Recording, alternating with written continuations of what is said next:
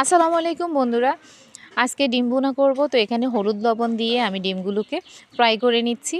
এখানে আমি দিয়ে দিয়েছি পেঁয়াজ, কাঁচামরিচ, টমেটো, এগুলোকে আমি আলাদা ফ্রাই করে নিচ্ছি।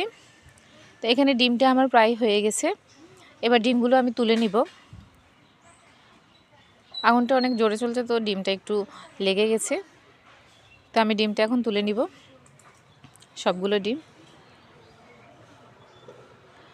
এখানে আমি মশলাগুলোর সাথে হলুদ দিয়ে দিব, হলুদ, জিরে গুঁড়ো, ধনে গুঁড়ো, মরিচ গুঁড়ো।